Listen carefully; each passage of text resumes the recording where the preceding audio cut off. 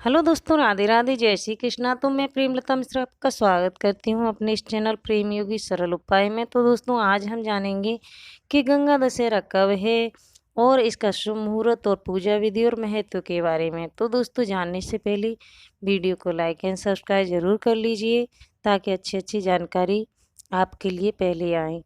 तो दोस्तों, जानते हैं गंगा दशहरा निर्जला एकादशी के पहले दिन मनाया जाता है। ऐसे में चलिए जान लेते हैं इस बार यह त्योहार कब पड़ रहा है, कब मनाया जाएगा और इसका शुभ मुहूर्त और महत्व और पूजा विधि क्या है। तो दोस्तों, जेठ माह के शुक्ल पक्ष के 10वें दिन गंगा दशहरा मनाया जाता है। इस दिन ही देवी गंगा धरती पर प्रकट हुई थी। ऐसी मान्यता है कि देवी गंगा पृथ्वी पर भागीरथ के शापित पूर्वजों को मुक्त करने के लिए अवतरित हुई थी। तब से ही इस दिन गंगा दशहरा मनाया जाता है। इसके पहले गंगा शिव जी की जटा में वास करती थी। यह दशहरा निर्जला एकादशी के एक दिन पहले मनाया जाता है। ऐसे में चलिए जान लेते हैं कि इस बार यह त्योहार कब पड़ रहा है, इसका शुभ मुहूर्त और महत्व क्या है। तो गंगा दशहरा इस बार 29 मई को 5:36 पर शुरू होकर अगले दिन यानी 30 मई को 2:57 पर समाप्त होगा। तो दोस्तों, गंगा दशहरा का महत्व क्या है ये भी जान लीजिए। हिंदू धर्म में गंगा दशहरा को बेहद खास महत्व दिया गया है। धार्मिक मान्यता है कि जेठ शुक्ल दशमी तिथि को माँ गंगा का आगमन हुआ था। मतलब इस दिन माँ गंगा स्वर्ग से धरती पर आई थी। माना जाता है कि गंगा दशहरा के दिन गंगा स्नान करने से सभी पाप धुल जाते हैं। इसके अलावा इस दिन दान का भी विशेष महत्व है। तो गंगा दशहरा की पूजा विधि क्या है ये भी जान लेते हैं। गंगा दशहरा के दिन गंगा नदी में स्नान करने की परंपरा है, इसीलिए लोग इस दिन गंगा में डुबकी लगाते हैं। आप चाहे तो अपने आसपास के किसी अन्य नदी या तालाब में भी स्नान कर सकते हैं। स्नान के वक्त आप कोई मंत्र जानते हैं तो आप उस मंत्र को जाप कर सकते हैं, नहीं तो गंगा या अम्ना मैया का नाम लेकर के, नर्मदा मैया, सरस्वती मैया, आप इनका नाम लेकर के स्नान कर सकते हैं। तो जाप करना तो मतलब होता ही है, पर जाप आपके पास ना हो, अगर आपके पास मंत्र ना हो तो आप माता गंगा का और यमुना मैया, सरस्वती मैया का आप ध्यान कर सकते हैं।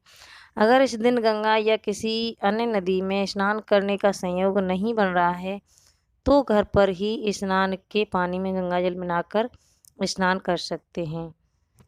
तो दोस्तों, स्नान के बाद आप कथा सुन सकते हैं या पढ़ सकते हैं। तो कथा इस प्रकार है, सुन लीजिए। एक बार महाराज सगर ने व्यापक यज्ञ किया।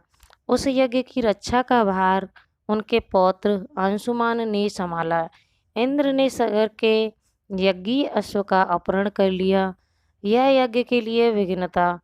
परमार्थतः अंशुमान ने सगर की 60,000 प्रजा लेकर अश्व को खोजना शुरू कर दिया। सारा भूमंडल खोज लिया पर अश्व नहीं मिला। फिर अश्व को पाताल लोक में खोजने के लिए गए। पृथ्वी को खोदा गया। खुदाई पर उन्होंने देखा कि साक्षात भगवान महर्षि कपिल के रूप में तपस्या कर रहे हैं। उन्हीं के पास महाराज सगर का अश्व घास चर रहा है। प्रजा उन्हें देखकर जोर जोर से चिल्लाने लगी। महर्षि कपिल की समाधि टूट गई। ज्यों ही महर्षि ने अपने आग्नेय नेत्र खोले तो त्यों ही सारी प्रजा भस्म हो गई। इन मृत लोगों के उद्धार के लिए ही महाराज दिलीप के पुत्र भागीरथ ने कठोर तप किया था। भागीरथ के तप से प्रसन्न होकर ब्रह्मा ने उनसे वर मांगने को कहा तो भागीरथ ने गंगा की मांग की। इस पर ब्रह्मा ने कहा, राजन, तुम गंगा का पृथ्वी पर अवतरण तो चाहते हो, परंतु क्या तुमने पृथ्वी से पूछा है कि वह गंगा के भार तथा वेग को संभाल पाएंगी। मेरा विचार है कि गंगा के वेग को संभालने की शक्ति केवल भगवान शंकर में है। इसलिए उचित यह होगा कि गंगा का भार एवं वेग संभालने के लिए भगवान शिव का अनुग्रह प्राप्त कर लिया जाए।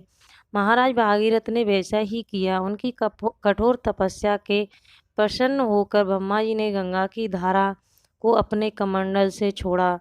तब भगवान शिव ने गंगा की धारा को अपनी जटाओं में समेटकर जटाएं बांध लीं। इसका परिणाम यह हुआ कि गंगा को जटाओं से बाहर निकलने पर पथ नहीं मिल सका। अब महाराज भागीरथ को और भी अधिक चिंता हुई। उन्होंने एक बार फिर भगवान शिव की आराधना में घोर तप किया। तब कहीं भगवान शिव ने गंगा की धारा को मुक्त करने का वरदान दिया। इस प्रकार शिव जी की जटाओं से छूटकर गंगा जी हिमालय की घाटियों में कलकर निनाद करके मैदान की ओर मुड़ी। इस प्रकार भागीरथ पृथ्वी पर गंगा का वरण करके बड़े भाग्यशाली हुए। उन्होंने यजमानस को अपने पुण्य से उत्पकृत कर दिया। युगों युगों तक बहने वाली गंगा की धारा महाराज भागीरथ की कष्टमयी साधना और जीवन दान ही नहीं, केवल मुक्ति भी देती है। इसी कारण भारत तथा विदेशों तक में गंगा की महिमा गाई जाती है। तो दोस्तों, कथा और शुभ मुहूर्त और ये पूरी वीडियो आपको अच्छी लगी हो तो वीडियो को लाइक एंड सब्सक्राइब जरूर कर देना, ताकि अच्छी अच्छी वीडियो, नई नई जानकारी, नई नई कथाएं मैं आपके लिए लेकर के आऊँ। तो दोस्तों, राधे राधे, जय श्री कृष्ण।